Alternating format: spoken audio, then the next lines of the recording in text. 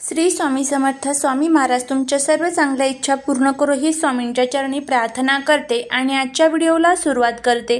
पण त्या अगोदर चॅनलवरती नवीन असाल तर सबस्क्राइब करा आणि शेजारील बेल आयकॉनलाही प्रेस करा, म्हणजे माझ्या सर्व नवीन व्हिडिओंचं नोटिफिकेशन तुम्हाला मिळेल आणि तुम्ही एक पण व्हिडिओ मिस करणार नाही।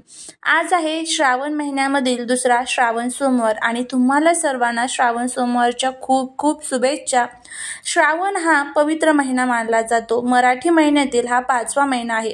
श्रावण महिन्याला सावन या नावाने देखील ओळखले जाते। हा महिना भगवान शिवाची पूजा करण्यासाठी आणि त्यांचा आशीर्वाद प्राप्त करून घेण्यासाठी खूप महत्त्वाचा असतो।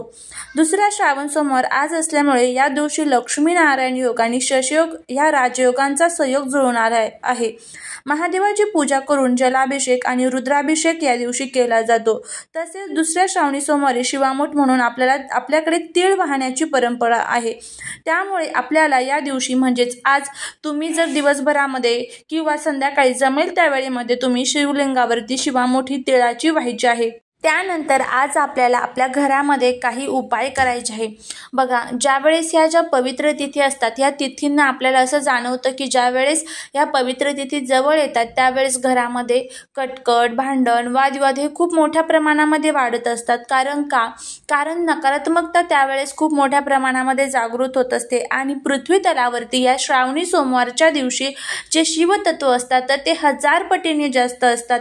आणि आपल्याला आज संध्याकाळी रात्री झोपण्यापूर्वी हा जो एक उपाय आहे तर तो करायचा आहे। आपल्यावरती वर्षभर भगवान शिवशंकरांची कृपा राहावी आणि पूर्ण श्रावण महिना हा आपला सुखी आणि समाधानी जावा, आपल्या मनातील ज्या काही इच्छा आहेत तर त्या इच्छा पूर्ण व्हाव्यात, यासाठी आज दुसऱ्या श्रावण सोमवारी आपल्याला हा उपाय करायचा आहे। आता हा उपाय कशा पद्धतीने करायचा याची संपूर्ण माहिती आपण घेणार आहोत।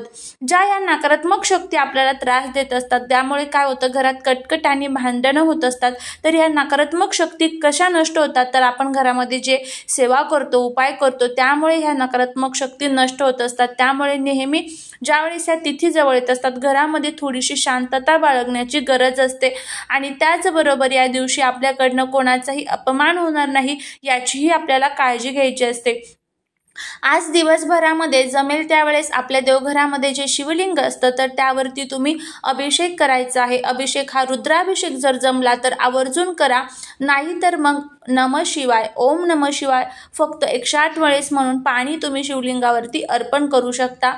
त्याच्यानंतर हे पाणी घरातील प्रत्येक व्यक्तीला तुम्हाला प्यायला द्यायचं आहे। हे अमृता समान असतं। या तीर्थाने आपल्या शरीरातील सर्व रोग, आजार, दुःख दूर होत असतात। त्याचबरोबर आज घरामध्ये जमलंच तर शिवलीला अमृतमधील 11वा अध्याय नक्की पठण करा। पठण करणं शक्य नसेल तर श्रवण सुद्धा तुम्ही करू शकता। नमः शिवाय, ओम नमः शिवाय, श्री शिवाय नमस्तुभ्यम यापैकी कोणत्याही एका मंत्राचा जप करा। त्याचबरोबर भगवान विष्णूंचं सुद्धा स्मरण करा। ओम नमो नारायणा किंवा मग श्रीराम जय राम जय जय राम किंवा ओम विष्णवे नमः याची सुद्धा एक माळ जप आवर्जून करा। याने सुद्धा आपल्याला खूप चांगले फायदे हे होत असतात।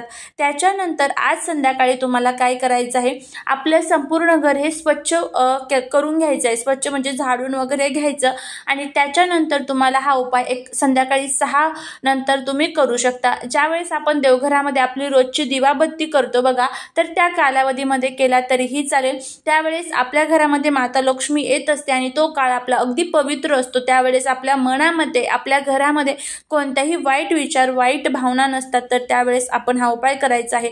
हा उपाय आपण कशासाठी करत आहोत, तर आपल्या घरातले सर्व रोग, आजारपण, दुःख, कष्ट, अडचणी, त्याचबरोबर भगवान शिवशंकरांची आपल्यावरती कृपा व्हावी आणि हे सर्व जे त्रास आहे आपले तर ते दूर व्हावे। शत्रुपीडा, शत्रुबाधा, वास्तुदोष, पितृदोष, नकारात्मकता, करणीबाधा आणि हे जे काही त्रास आपल्याला होत आहे तर ते सर्व त्रास नष्ट व्हावे, यासाठी आपल्याला आज घरामध्ये हा एक मंत्र जो आहे तर तो म्हणायचा आहे।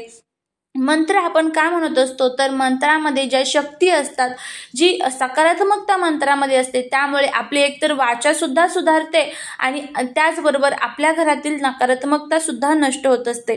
तर तुम्हाला संपूर्ण आपली देवघरामध्ये स्वच्छता वगैरे करून घ्यायची आहे। त्याच्यानंतर एक छान तुपाचा दिवा लावायचा आहे, तिथे आसन टाकायचं आहे। आसन टाकून तुम्हाला तिथे बसल्यानंतर हा जो मंत्र आहे भगवान शिवशंकरांचा, या मंत्राचं आपल्याला पठण करायचं आहे। हा अमृत संजीवनी मंत्र आहे। हा मंत्र म्हटल्यामुळे घरात मध्ये असणारे सर्व जे काही त्रास तुम्हाला जाणवत आहेत तर ते सर्व त्रास दूर होतात। आता हा मंत्र मी पुढे तुम्हाला स्क्रीनवरती देत आहे, तो मंत्र बघून तुम्हाला म्हणायचा आहे।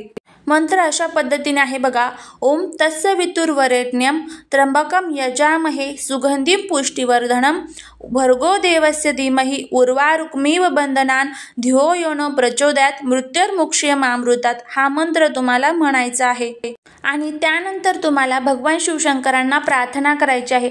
हा मंत्र तुम्हाला किती वेळेस म्हणायचा आहे तर 1 माळ म्हणजे 108 वेळेस तुम्हाला हा मंत्र म्हणायचा आहे आणि भगवान शिवशंकरांना प्रार्थना करायची आहे की तुमचं जे काही आमच्या घरावरती आहे आशीर्वाद असू द्या, तुमची कृपा सदैव या घरावरती असू द्या, या घरामध्ये नेहमी सुख समृद्धी आयु आरोग्य याची बरकत असू द्या। अशा पद्धतीने आपल्याला हा आजचा सोमवारचा जो शेवट आहे तर या भगवान शिवशंकरांच्या अतिशय प्रभावी अशा या मंत्राने करायचा आहे। 108 वेळेस आवर्जून म्हणा, नक्की तुम्हाला त्याचे फायदे होतील, नक्कीच तुम्हाला त्याचा अनुभव येईल। चाललेली सेवा ही महाराजांच्या चरणी रुजू करते। व्हिडिओ जर आवडला असेल तर लाईक शेअर आणि सबस्क्राईब करायला विसरू नका। भेटूया पुढच्या नवीन व्हिडिओ सोबत, नवीन माहिती सोबत। श्री स्वामी समर्थ।